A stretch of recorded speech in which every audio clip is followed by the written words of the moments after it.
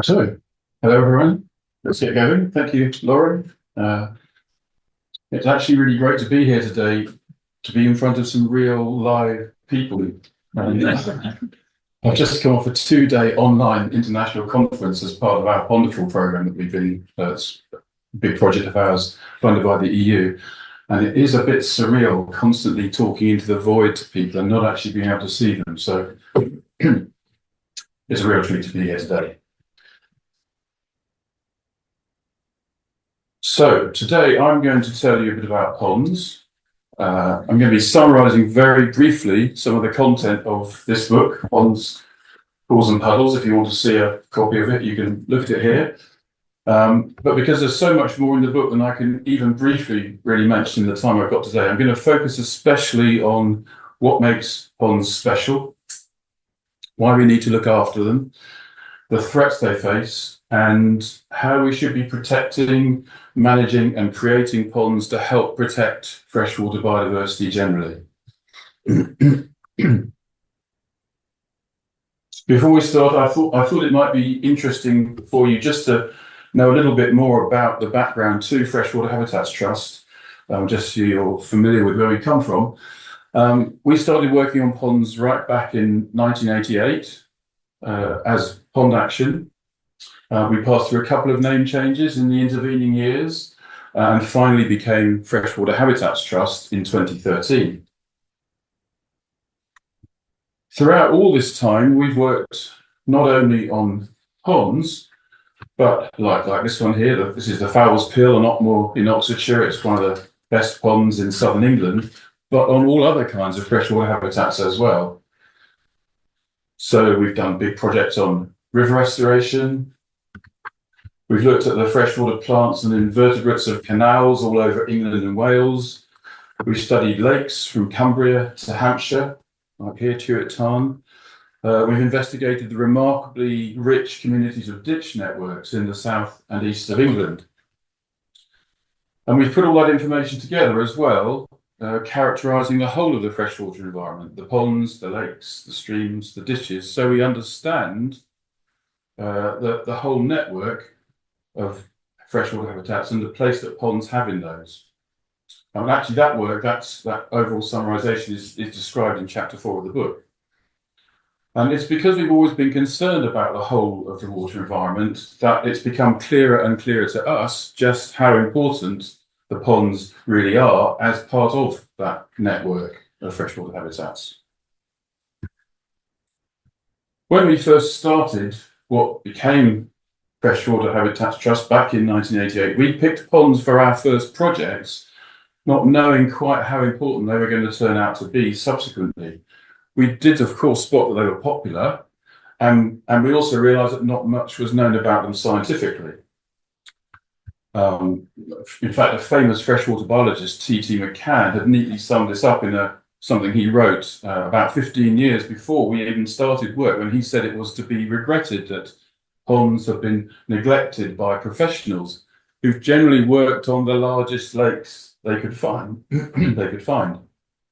And this sort of reflected the fact that the first 100 years or so of freshwater science, ponds were below the radar of most freshwater biologists, and nobody much studied them, with a few notable exceptions. And even after McCann had written that back in 1973, it still took another 20 years for things to start to change, as a variety of people, including us, began to study ponds more carefully. Now, that lack of scientific information was important practically because without it, it didn't seem important to policymakers and legislators and regulators to be taking account of ponds. Because, I mean, after all, if they weren't important enough for anybody to study, why would you need to worry about protecting them? So I'm going to introduce you to some of the important themes in the book today. Why ponds, like these are some of the amazing Pingo ponds on Stoke Eden Common in Norfolk, why these do turn out to matter so much, what makes ponds special, and what we should be doing about it. Because it's me standing here doing all the talking, it's easy to think that it's all down to me. And in fact, many of the best and most important ideas I'll be telling you about today are actually the result of Penny Williams's insight, my co-author, and her amazing skill as a field biologist and as a creative thinker. And she thought it was just right to show you a picture of her as well, because she can't be here today, showing you her in her natural habitat on one of our most recent projects out collecting the kind of data that we use to make up the stories that I'm telling you about today. Okay, so still one of the commonest questions people quite reasonably ask us is, what is a pond? It's a subject that generates endless debate and something that we needed to define early on in our work once and for all, because we needed a simple, practical definition of which made sure that we all knew what we were talking about. For years, people have debated what the difference was between ponds and lakes, and it depended on things like how far light penetrated into the water, whether there were waves washing up on the shoreline, whether there were rooted plants or not. And all these things are very variable and really hard to measure, so it's quite hopeless, even if you want to do something just as simple as deciding which ponds to include in a survey. You can't go and check out whether there's waves on the shoreline. And while it's obvious that dew pond on the left-hand side that you can see there on the South Downs is indeed a pond, what about that much larger Hammer Pond on the right at Net Castle in Sussex? I mean, it's called a pond, but it's 15 hectares, so isn't that pretty obviously a lake? So the one thing that everyone agreed was that ponds are small. But at the larger end, there was a bit more debate, and we wrangled for a while about whether it was a 1 hectare or 2 hectare cutoff. And after a bit of conversation and discussion, we finally came down to this definition, which is a really quite practical one, which is that a pond is a water body between 1 metre square and 2 hectares in area, which holds water for at least 4 months of the year. And the important thing about this is that it was dependent entirely on the size of the pond, or the size of the water body. Something we could all easily measure, or we could tell it from maps or aerial photographs. It meant, of course, that we were including both man-made and naturally created water bodies. We also, as you see, added the qualification that it didn't need to hold water all year round. They could be filled with water for as little as 4 months of the year. And that meant we included places like this. This is a temporary pond at Thriplow Fields SSSI in Cambridgeshire, which dries out in most summers. And this was important because when we started, temporary ponds, which dry out in the summer, obviously, usually, were not really regarded as freshwater habitats that occurred in Britain at all. They were something that occurred further south. Anyway, subsequently, this definition has stuck and is now widely seen as pretty standard in the UK and is used in government legislation. So that's been helpful. So the definition includes water bodies like this naturally created pond in the Cairngorm Mountains, just not far from Abernethy. Obviously, that pond is as old as the hills, so literally. It's been there since the last ice age. It includes places like this dune slate pool at Lindisfarne on the Northumberland coast, again formed naturally, but this time it's by groundwater that fills the depressions between the dunes. It includes places like this naturally formed pond at Runnymede. It's a cut-off back channel of the River Thames. This is just near where the Magna Carta was signed. But it also includes human-made ponds like this field pond created for watering livestock in an Oxfordshire meadow. It includes this quarry pool in the Lake District, left behind as a result of slate quarrying, but now the home to medicinal leeches. And this marl pit pond in Cheshire. There's one of the many thousands of ponds that are a byproduct of digging out calcium-rich clay, so-called marl, which was used as a fertilizer until the end of the 19th century, relatively recently, in fact. It includes these little pools on a green lane near Oxford, where Penny found one of our most endangered water plants, tassel stonewort. It includes places like this, tiny water bodies, which look like nothing at all, little puddles on a track in Lincolnshire, which most people would simply pass by, but not biologist John Bratton, who, tea strainer in hand, found a rare water flea here that hadn't previously been seen in the county. And it includes places like this. There's a tiny trefoil pool in East Sussex. It's a common way that small garden pond-sized ponds form naturally. Okay, so in Britain, we have a lot of ponds, but we've also lost a lot over the last 150 years. As we can see from these marvellously detailed maps that the Early Ordnance Survey made at the end of the Victorian era, this is a bit of Cheshire here in the picture. And going back to these maps, we can see that, that around this time, there were probably more than 1 million ponds in Britain.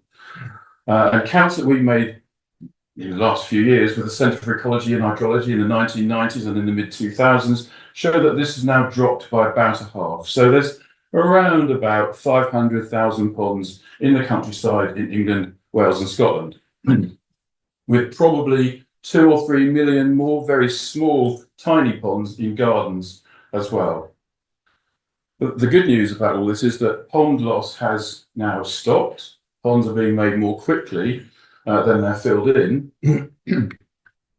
But the bad news is that even though pond loss has stopped, like all freshwaters, the majority of ponds are damaged by pollution. Like this pond here on the edge of Epping Forest, one of many thousands of examples one could choose. In fact, about 80% of ponds are significantly damaged by water pollution. Of course, though, that still means that there are many thousands of water bodies out there, many thousands of ponds out there in the countryside, which have much cleaner water. And these are generally our richest and most valuable ponds as freshwater habitats, as for the ponds, for the variety of wildlife they support. And luckily, one of the most important things about ponds, and probably one of the most important things we've discovered, and a very special feature of ponds, is that we can make new ponds, like this pond also on Otmoor in Oxfordshire, which is in fact one of our earliest practical projects, which appear to be as good as those that existed 2,500 years ago before people started draining and polluting freshwaters and the landscape. And this is something we talk about quite a bit in the book. It's a very important part of what makes ponds so special, and I'll tell you a bit more about that with some details, particularly as we come to the end of the talk. For us, though, the reason to study ponds has always been both because at their best, they're both marvellous and beautiful, but also because the modern world is not kind to them. And we always set out with the aim of doing something about that, and that sort of, I guess, incidentally is why we started the Freshwater Habitat Trust in the first place, to try and make that practical difference. So, what is it about ponds that makes them so special and so important? Well, at its heart for us, what makes ponds special is the variety of life they support. Like this apparently rather uninspiring looking pond on Staines Moor in Surrey, which looks a bit dull at first sight, but in fact has the richest plant community of any pond in the country, and as many wetland plant species as you might see in a lake 100 times its size. And of course, although scientists have been a bit guilty of ignoring ponds, amateur naturalists have long been aware of them and attracted to them because of this variety of life. And this guidebook, for example, is one of many that was published back at the end of the 19th century for amateur naturalists to go and look in ponds. And there have been books like this since the earliest days of natural history. But it's really only since the mid-1990s that we've begun to understand just how rich ponds are compared to other freshwater habitats. It had long been assumed by scientists that because ponds were small, they couldn't be important. So going back to what T.T. McCann said, that biologists went to the biggest lakes they could find. And in fact, it took an American freshwater biologist, this chap John Downing, to point out that this phenomenon of ignoring small things had been given a name by psychologists. It's called a saliency error. And he pointed out that we as freshwater biologists were guilty of this bias because we had assumed that something small couldn't be important simply because it was small. And a key part of our early work was the discovery that when you looked across a whole landscape, ponds supported more species of freshwater plants and animals collectively than the other bigger freshwater habitats. And so when we looked at this landscape that's on the screen here now, on the Oxfordshire-Wiltshire border, in the catchment of the River Cole around the village of Coles Hill, in fact, this map is from chapter 1 of the book. and shows a set of water bodies we investigated. When we went and looked at these carefully, we found that collectively the ponds supported most species of freshwater plants and aquatic and macroinvertebrates, more than the rivers or lakes, which at the time I think was quite a surprise to people, and ultimately helped justify the recognition of ponds as important habitats and being recognised as priority habitats in legislation. So it was quite an important step in understanding of how important they were. And we've seen this pattern represented by this graph. We've seen this pattern everywhere else we've looked subsequently in Britain and across other parts of continental Europe as well. And others have undertaken similar work in other parts of the world, finding much the same thing, that ponds are indeed incredibly rich and important for freshwater biodiversity when you look across the whole landscape. And the reason ponds are so rich probably boils down to two things. Two special features of ponds that are a result of them being small. And the first of these is that ponds are very varied from place to place. So ponds can be affected by very local influences like this pond in the New Forest, so they can be tannin stained and shaded in woodland and rich in organic matter with silty bottoms. They can be gently trampled and grazed by livestock in open grassland like these ponds here in our water-friendly farming project in Leicestershire. They can reflect very local variations in geology. So with acid ponds, like here on a small patch of heathland at Hothfield Common in Kent, the pond is acid, but it's broadly set in a landscape that's alkaline. Most of Kent is alkaline, but there's because it only has a small catchment, that small area of acid heathland can make an acid water body in an otherwise predominantly alkaline landscape. They can be full of plants or grazed down by waterfowl. This pond in Burnham Beeches National Nature Reserve has gradually developed these dense stands of bulrushes since we first surveyed it in the 1990s. They can be seasonal or permanent, or only dry out once every 10 years. This is a famous seasonally dry pond in the New Forest. Looks like nothing at all, but this is one of my very favourite ponds in the whole country. The point is, it's possible to find these very different types of pond within a few hundred metres of each other, adding to that whole landscape scale diversity. In contrast, if we look at streams and rivers, because of their flow, they tend to have very similar chemistry up and downstream. And although the rocky substrates I guess indeed are quite diverse, you find that other streams in the same area will look rather similar to this.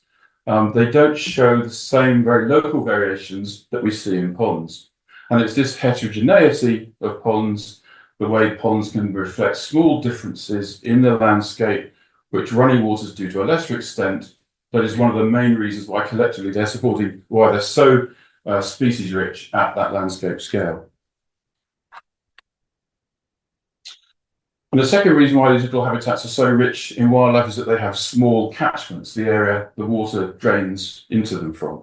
And that means they can be much more easily protected from pollution than rivers or lakes or streams, which invariably are more exposed to pollution just because they have larger catchments and drain larger areas. So going back to our original landscape study at Coles Hill in Oxfordshire, we found that on average, the catchments of ponds were just 18 hectares. So that's not much more than a big field.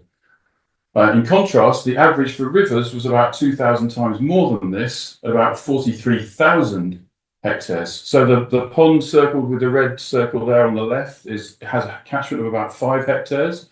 But even that quite small stream has a catchment that's in the green outline there, has a catchment that's about 30 times bigger than this.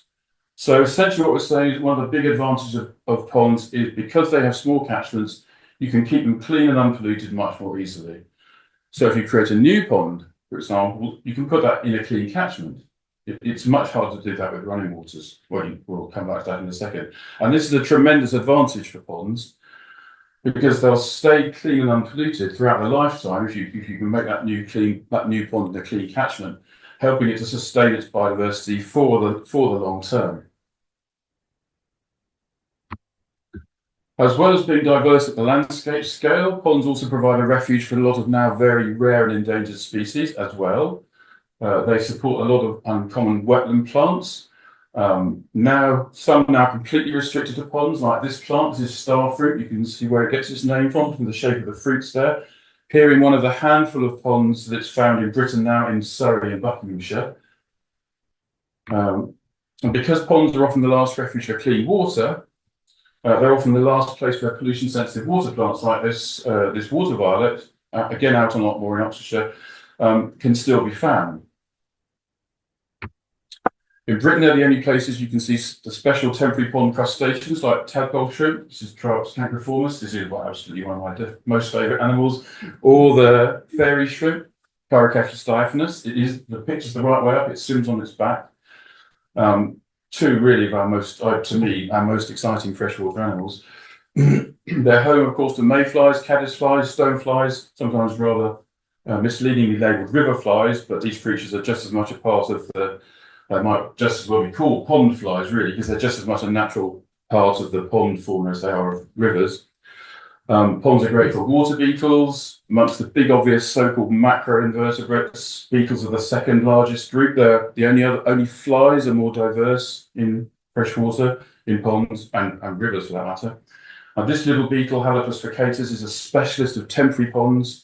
It's rare all over Europe, and it's known from just 2 ponds in this country, and that's probably genuine because beetles are pretty well known. Our understanding of beetle race is really very good.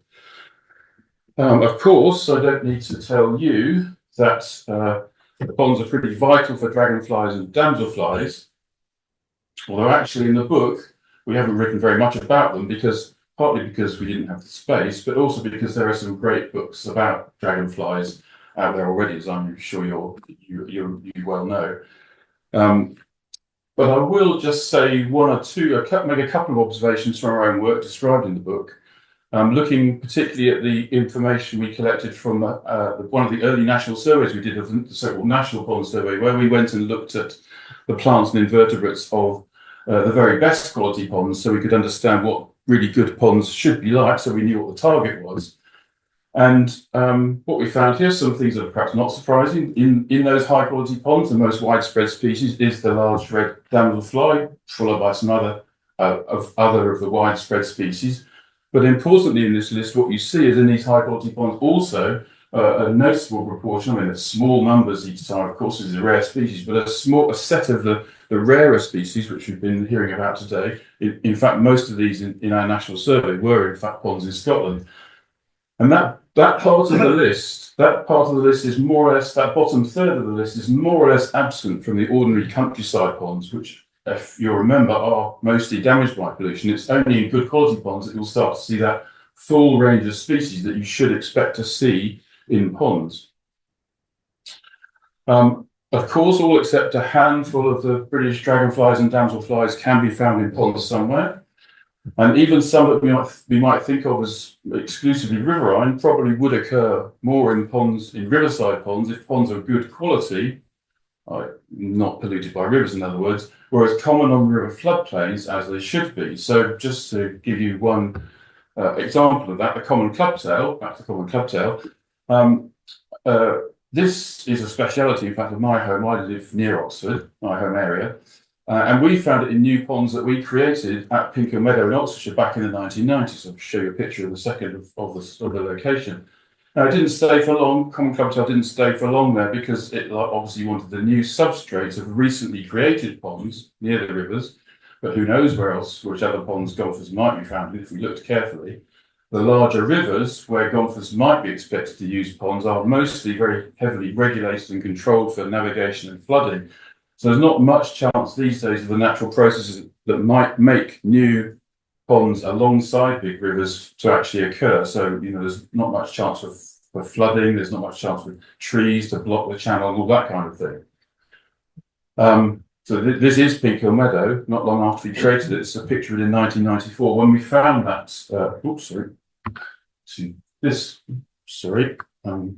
getting behind my slides here. This is Pinker Meadow. Where we found common clubtail in the new ponds we created in the floodplain of the river there, that's the Thames, where the red circle is. Didn't stay there for long. Probably those new ponds were in gravels, in sands. They were rather groundwater fed ponds, a bit like the side of a river channel. And that's probably only the second or third location where that species has been found outside of rivers in the UK, but it does occur in that habitat more on the continent. So ponds obviously really important for dragonflies, maybe even more so for some of the species that we typically think of as riverine. Oh yes, sorry, that's the more typical habitat of clubtails in the Oxford area, where you can see a larva there emerging on the sheep piling alongside the river south of the Pink Hill Meadow site. You know, that's a bit more like where you expect to see that species. And there are no ponds that could be suitable for clubtails in the floodplain of the river at that particular location. Ponds are, of course, special places for amphibians. I'm not going to dwell on that at all today.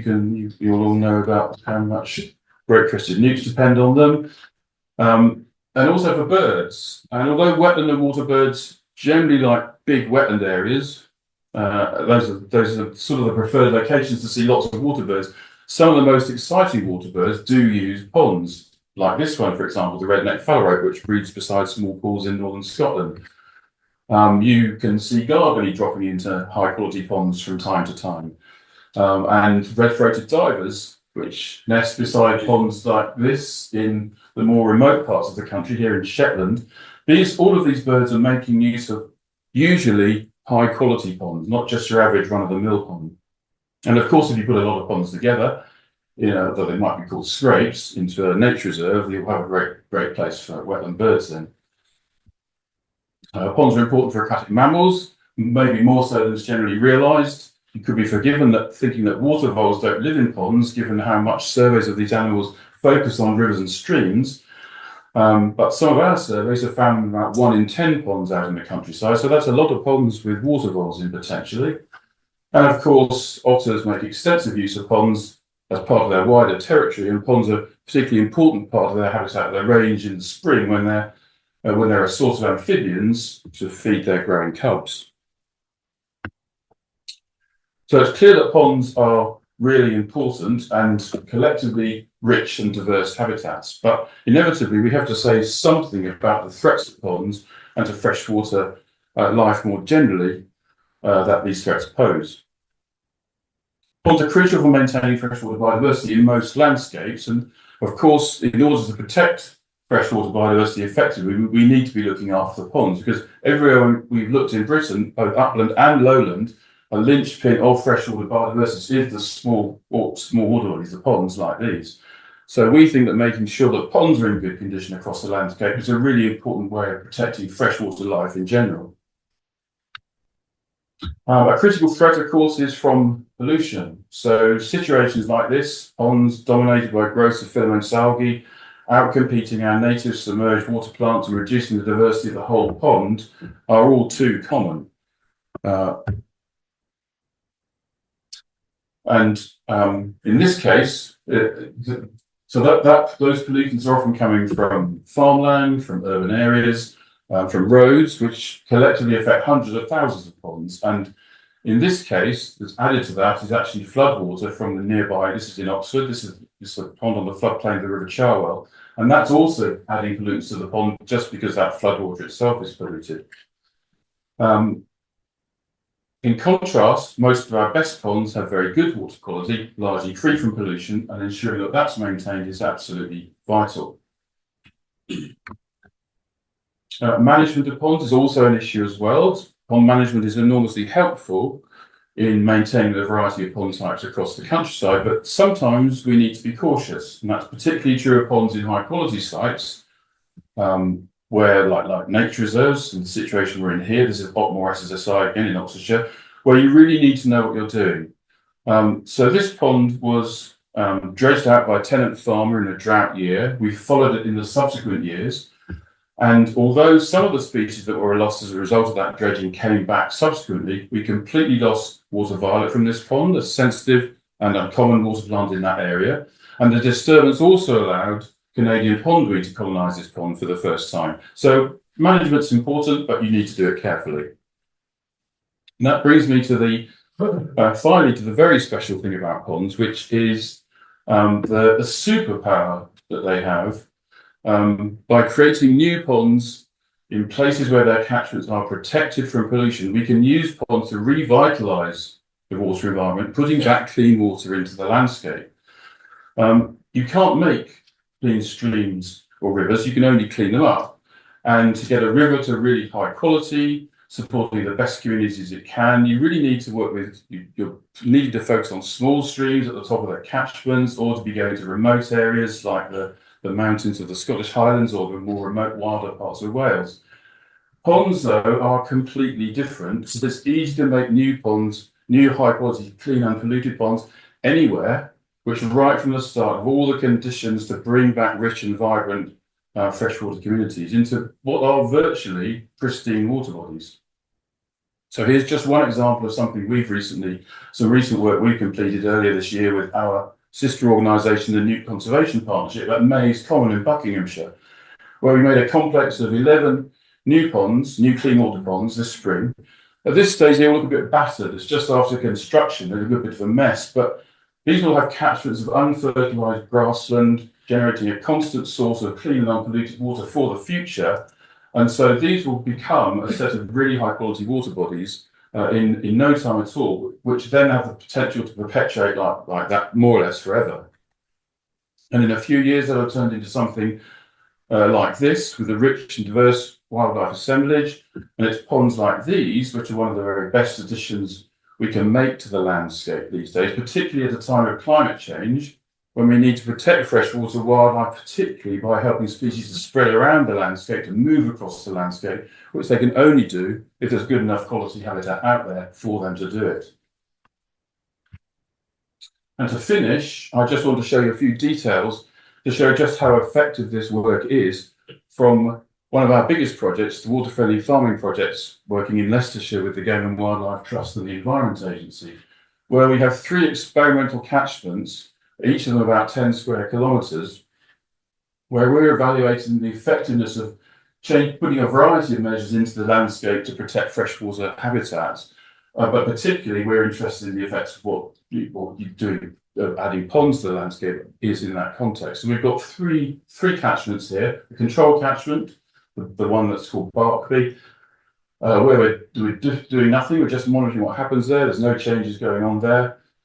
We've got two experimental catchments, one where we're putting in so-called water protection measures. That means including creating field drain interception ponds, bunded ditches to trap sediments and nutrients, intersection wetlands also to trap pollutants, emptying septic tanks, fencing the streams, increasing flood storage capacity by creating leaky dams, all measures which are about protecting the broader water environment.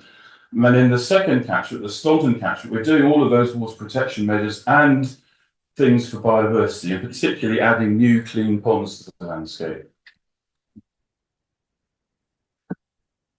So in that project, we've been monitoring this landscape for since 2010, surveying all of the water body types out there. It's a landscape that has streams, ponds and ditches. There are no water bodies big enough to be called ponds or lakes. We've been focusing on the wetland plants as a good indicator of overall biodiversity, and essentially doing an annual census of all the habitats out there. We've got invertebrate samples as well for some years for beetles, dragonflies, mayflies and so on, but a lot of those are still in buckets because we're looking for a really rich funder to help us analyse them. This is what the landscape looks like. It's typical English countryside. It's 80% farmland, roughly half and half intensive grass or arable. There's about 10% of it's woodland, and there are small villages and hamlets out there as well. We have 3 main water body types, as I say. None of them, there's ditches, streams and ponds, nothing big enough to be called rivers or lakes. And if you look at the richness of the water body types, you see something that we consistently see in landscapes across Britain, that ponds are supporting the greatest number of wetland plant species. So this is data from one of the first survey we did out there back in 2010, with the ponds collectively supporting nearly twice as many species as either the streams or the ditches. And in fact, if you look more closely, the ponds, you can see in the ponds about 90% of all the freshwater wetland plant species that you can see in that whole landscape, and only 9% of the wetland plant species in that landscape are purely restricted to the streams and ditches. So amongst many aims, one of the most important for us here has been to look at the effect of on biodiversity of the landscape, adding different types of ponds to the landscape. So after a 3-year baseline, we were just studying what was happening to the landscape. We added 20 of these so-called ecosystem services ponds in both catchments, and 20 clean water ponds to one catchment. So we did lots of other things as well. You can read them there on the slide, but I'm not going to talk about those because they effectively didn't make any difference to the landscape biodiversity. So ecosystem services ponds look like this. It includes things like this: water storage basins, field drain interception ponds to catch the pollutants, bunded ditches again to catch pollutants. What effect did these have? Well, in summary, if we look at the total wetland plant species richness of the whole landscape over the 13 years in the Staunton Brook catchment, what we see is that those ecosystem services ponds, remember, they're essentially trapping contaminated water.